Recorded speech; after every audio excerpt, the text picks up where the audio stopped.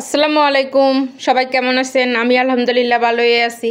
আজকে আমি আপনাদের সাথে শেয়ার করব যে আমি সকাল থেকে দুপুর পর্যন্ত কি করলাম। তো সকালে আমি ঘুম থেকে উঠে তারপরে এই যে নাস্তা বানাতে চলে আসলাম। এই যে রুটি বানালাম, রুটি বানায় প্রথমে 2টা সেকলাম, সেকে আমার জামাইরে খাইতে দিলাম। এই যে ডিম পোস্ট করলাম, সে আবার সবজি বাজিটাজি খাইতে চায় না, আর খাইলে তার গলা জ্বলে।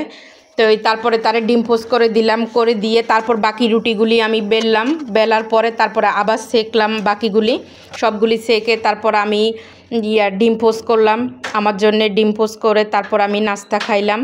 খাওয়ার পরে তারপর আমি কি করলাম বাকিগুলি শেয়ার করতেছি। এই যে নাস্তার যেগুলি খাইছি এগুলি সব এই যে ধুয়ে ফেলতেছি। ধোয়া হয়ে গেলে আমি এখন ইদানিং করি কি, রুটি বেলার পিঁড়ির মধ্যে রুটি না বেলে পাটার মধ্যে বেলি। পাটার মধ্যে বেললে খুব সুন্দর হয়, মানে সুন্দর গোল হয়, ভালো হয় রুটিগুলি, একদম চারিদিক সমান হয়। তারপরে আমি এই যে এই কাজগুলি করে তারপরে এই যে বাকি আমার জন্য ডিম পোস্ট করতেছি, করে তারপরে আমি খেয়ে তারপর আবার আমার অনেকগুলি ওষুধ আছে। আমার তো অনেক ওষুধ এখন খাইতে হয়। আমার পিঠে একটা ব্যথা আছে, এই ব্যথা কিছুতেই ভালো হয় না। কি হয়েছে আসলে আমি বলতেও পারি না। ডাক্তার বলে ভিটামিন ডির অভাব।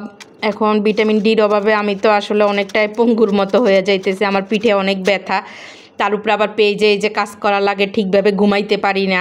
ঘুমের তো প্রচুর ব্যাঘাত ঘটে। এই যে ভিডিওটা আমি সকালে কইরা রাখছিলাম, তো বয়সটা আমি আর কি রাত্রে দিলাম আর কি। আসলে মানে দুপুরবেলা একদম টায়ার্ড হয়ে আজকে দুপুরবেলা ভিডিও আর ছাড়িনি, ঘুমাইয়া গেছি।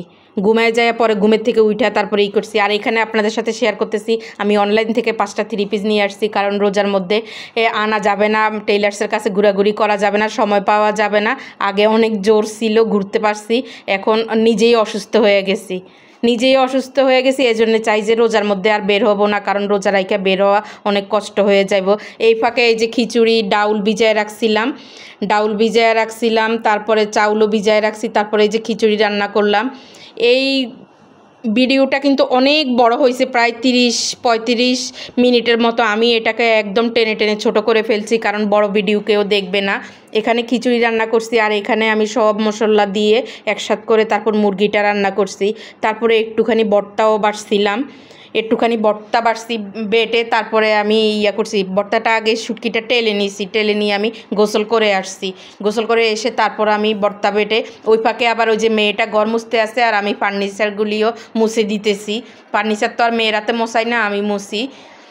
তো এই যে আপনাদের সাথে আর কি সবগুলি কাজের একটু করে শেয়ার করলাম আর কি, ভিডিওটা খুব ফাস্ট করে দিলাম। আর এই ফাঁকে এখানে রান্নাঘরের ক্যাবিনেটে কি করতেছি জানেন? ক্যাবিনেটের মধ্যে লবঙ্গ দিতেছি। লবঙ্গ দিলে আর তেলাপোকা ঢুকে না এই ক্যাবিনেটের মধ্যে। আজকে আর কি একটা টিপসও দিয়ে দিলাম আপনাদেরকে। তারপরে এই যে এখানে মুরগিটা নেড়ে চেড়ে নিয়ে ওই যে বাকি তারপরে ডাকনাগুলি মুরগির মধ্যে যে রান্না করলে যে ঝোলটা লাগে, তো আমি ডাকনাটা সাথে সাথে ধুয়ে ফেলি, নইলে ডাকনার মধ্যে ঝোলের দাগ বসে যায়। তারপরে এখানে আমি এই যে লোট্টা শুটকিগুলি টেলে নিয়ে আমি গোসলে চলে যাব। গোসল করে এসে তারপর আমি এটাকে বাটবো।